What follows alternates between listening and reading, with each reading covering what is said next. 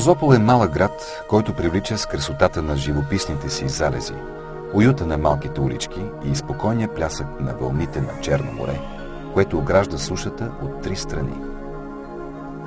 Градът със своите отдавнашни традиции в областта на културата и изкуството е превъзходно място за изложения, артистични изяви и творчески срещи под услужливата сянка на някоя асма. Ключовото местоположение и дългата история превръщат Созопол в неизчерпаем източник на откритие от древността и извор на научни предизвикателства за историци и археолози. Предвид просперитета на туризма в тази част на българското Черноморие, повечето предприемачи, опериращи в района, виждат своя златен шанс в стремглавото строене на хотели и заведения за обществено хранене. Повечето, но не всички.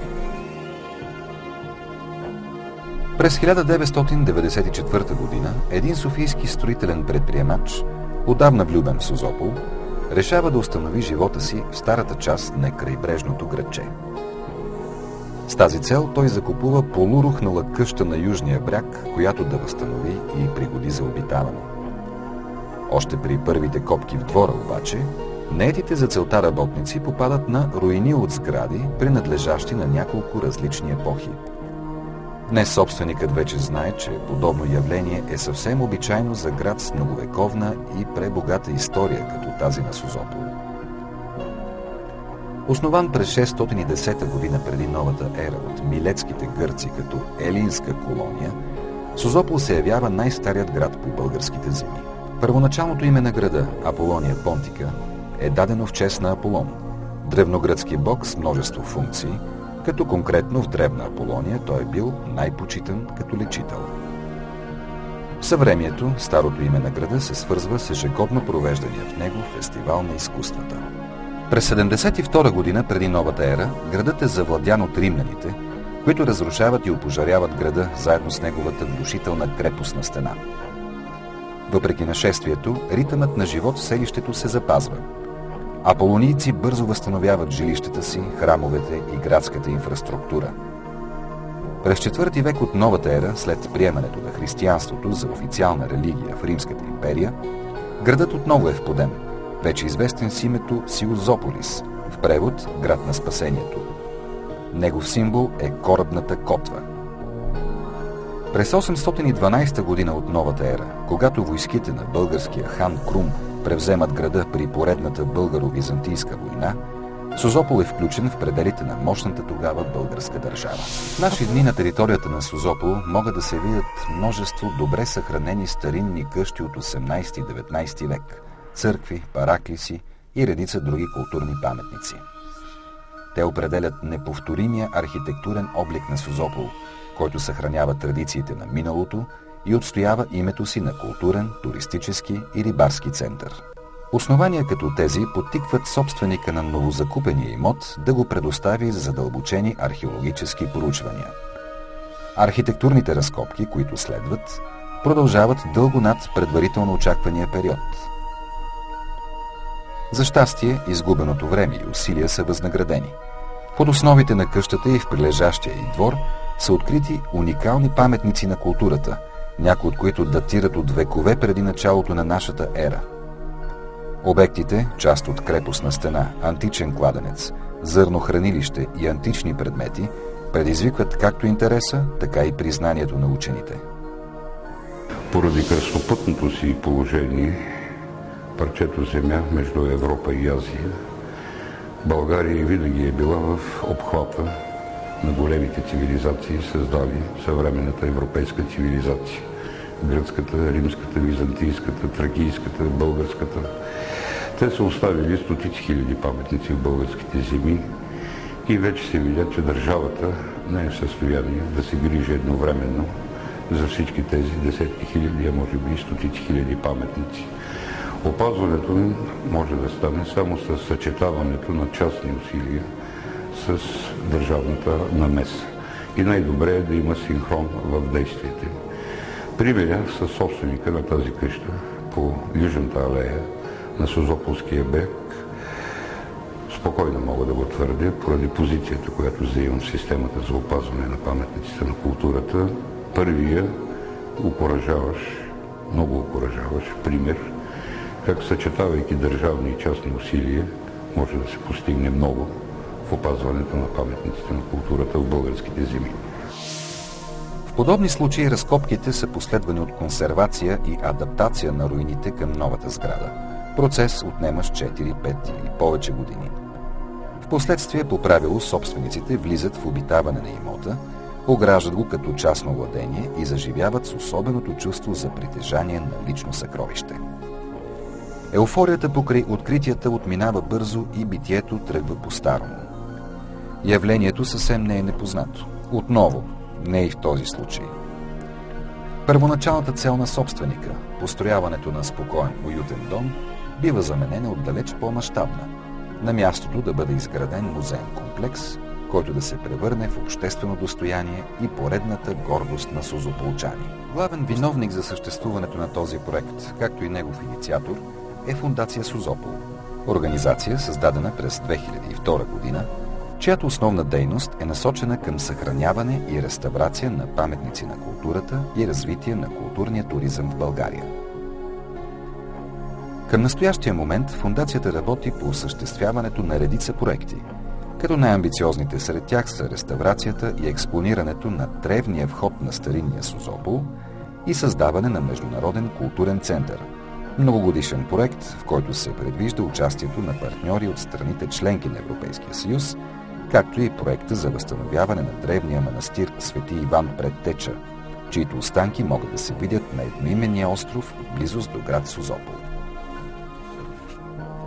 Осъществяването на проекта, свързан с възстановяването на южната крепостна стена и кула, се превръща в истинско предизвикателство за фондация Созопол. Така, след няколко години упорита работа, Созопол се здобива с архитектурно-историческия комплекс и музей Южна крепостна стена и кула, разположен в югоизточната част на полуостров Скамнии. В своя завършен вид, музеят е разпределен на отделни помещения със своеобразна идентичност, чието акценти датират от различни периоди на историята – елинизма, античността, средновековието и възраждането. Достъпът до музейните зали се осъществява чрез два отделни входа. Предвидени са специални улеснения за хора в неравностойно положение, посредством оптимизиране достъпа през южния вход, както и на придвижването във вътрешната част на музея. Отвътре музеят се състои от три основни части. Най-вляво се намира залата, която представлява оригиналната вътрешност на масивна стопанска сграда, датираща от 5 век. Това е най-голямата сграда от древността, открита в стария Созопол. Смята се, че нейната дължина е била 26 метра на 17 широчина. Обект на експозиция е нейното приземие, което в даден период от историята е служило за зърнохрани. Помещението е устояло изненадващо добре на времето и атмосферните условия, благодарение на масивните зидове с дебелина 1 метър и 40 см и 3-слойна хидрофобна замазка. Самият градеж на зърнохранилището е от еднолицева зидария с пълнеж от ломени камъни и хоросан. Умението на древните майстори предизвиква възхищение. Въпреки непосредствената близост на морето, градежът е запазен почти непокътнат, а според данните на учените, съхраняваното там жито е запазвало превъзходно своите качества.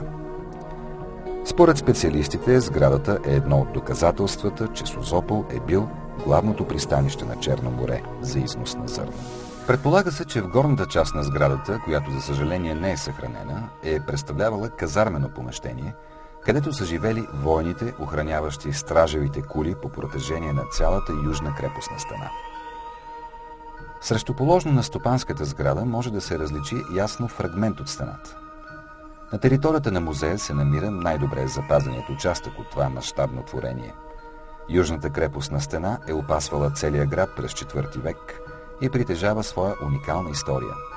Мястото на Аполония с близостта си до плодородни земи, рудни залежи, богати риболовни територии и закритите 2 пристанищни залива е привличало външни нападатели. Това е времето на великото преселение и постоянните набези на различни народи от север към столицата на Римската империя Константинопол. Близостта на Созопол, който е бил и най-голямото черноморско пристанище до сърцето на империята, е причина градът да бъде много добре укрепен. Предполага се, че височината на стената е била между 8 и 11 метра, а широчината около 1,70 м. От античните писания се знае, че стената е била свързана с масивна порта, представлявала тежка конструкция, която при отваряне и затваряне издавала оглушителен звук. За съжаление, портата не е запазена до наши дни, но части от крепостната стена могат да се видят по крайбрежието. Напълно възстановена част от стената се намира непосредствено до казармените помещения и представлява неделим елемент от музейния комплекс. За стената е долепена стражевата кула. Тя е прибавена при преустройството на крепостната стена по време на второто й построяване, около 11 век. Кулата е правоъгълна с плътна зидария.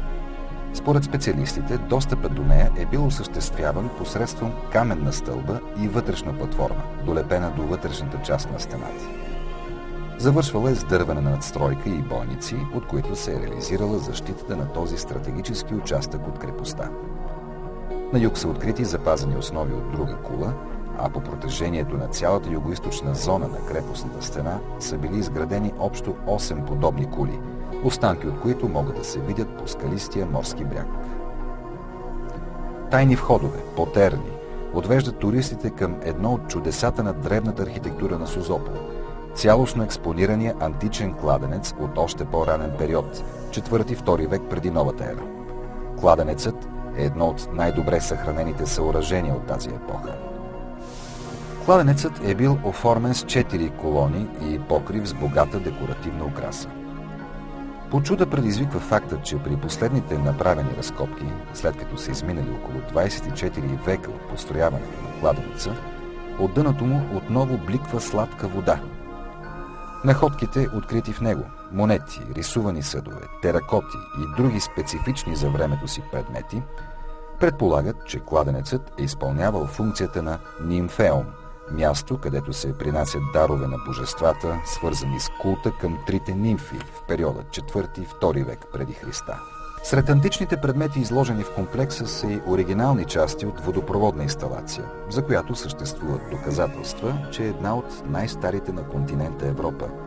Изследванията на учените сочат, че древните жители на Созопол са разполагали с централен водопровод още през 5 век преди новата ера. До построяването на водопроводите, т.е. в течение на около 200 години, аполонийци си набавили вода от дълбоки кладенци, които изсичали в скалата на полуострова. По неизвестен днес начин древните жители открили, че в тялото на полуострова тече сладка странджанска вода. Днес архитектурно-историческият комплекс е от важно значение за града и предлага богата експозиция. В залите са осигурени възможности за промоции, срещи, изложби. В тях са изложени картини на известни български художници, като красиво допълнение към оригиналните музейни експонати. Като неотделима част от комплекса днес присъства и изцяло възстановената възрожденска къща на улица Милет номер 50, същата онази полуразрушена сграда, предвидена за уютен дом. Построена през 19 век, къщата е в характерен стил, като за нея са използвани популярните от древността в града каменна зидария и обшивка на тухлените стени с дъски и дървени блокове. Тя се намира в типичен созополски двор, отворен изцяло към морето с прекрасна гледка, както към вълните, така и към южната панорамна алея на град Созопол. Ето го и него, мечтания дом. В едно с реализацията на напълно новаторски проект и наличие на уникален по своята същност музеен комплекс. Едно доказателство, как една мечта се въплъщава в повече от една реалност.